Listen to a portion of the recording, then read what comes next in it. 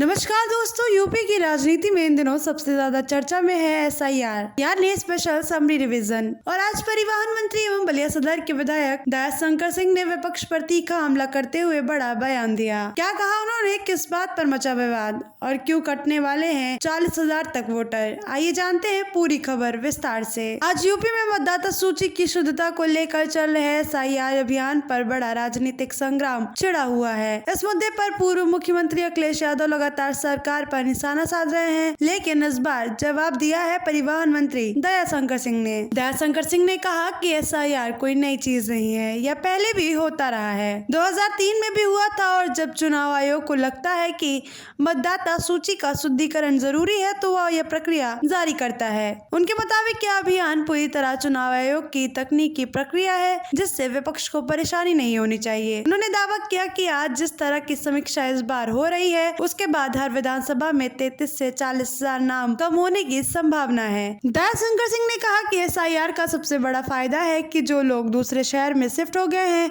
उनके नाम हटेंगे, जो लोग मृत हो चुके हैं उनके नाम कटेंगे और जिनके नाम 4 जगह हैं उन्हें एक स्थान पर ही रखा जाएगा। इससे मतदाता सूची पहले से ज्यादा सटीक और साफ बनेगी। उन्होंने कहा कि वोटर लिस्ट में फर्जीवाड़ा रोकना ही एसआईआर का मुख्य उद्देश्य है, लेकिन विपक्ष को इससे परेशानी है क्योंकि उनका खेल खत्म हो जाएगा। अखिलेश जी परेशान है क्योंकि बिहार में ये लोग आशा के किरण ढूंढ रहे थे।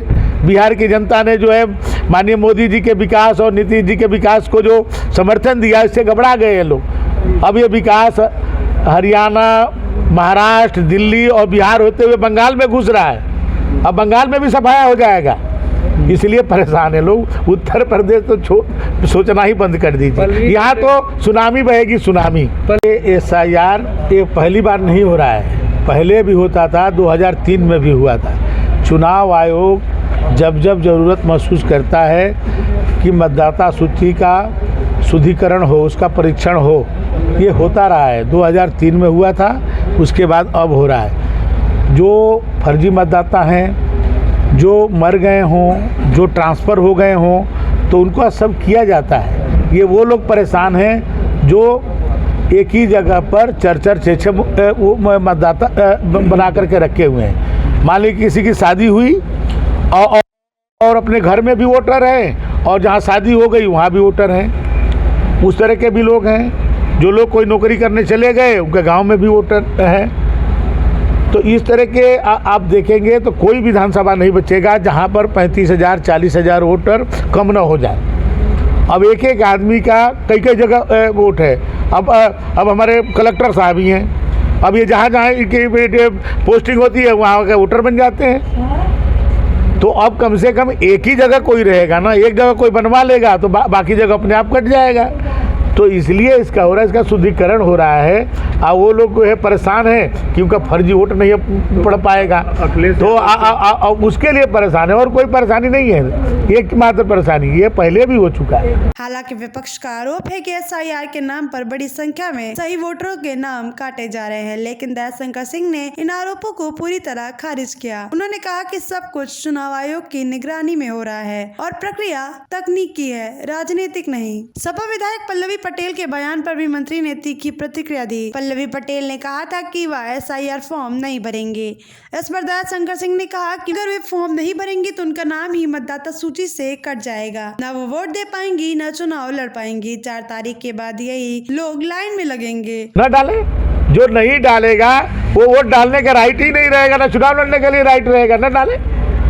भाई यदि इस तरह का किसी का अभिमान है तो न डाले, न वोट डाल पाएगा न चुनाव लड़ पाएगा।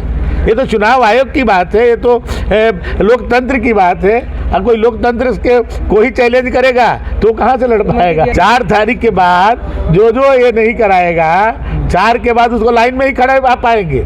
आपकी कैमरा उन्हीं के लाइन में रहेगी। कोई लाइन लगाए है कि हमारा मतदाता में मेरा नाम डाल दिया जाए।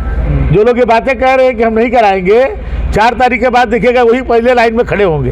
उन्होंने इसे अभियान का नाम देने पर भी पलटवार किया और कहा कि यह लोकतंत्र और चुनाव आयोग की प्रक्रिया है, इससे बचा नहीं जा सकता।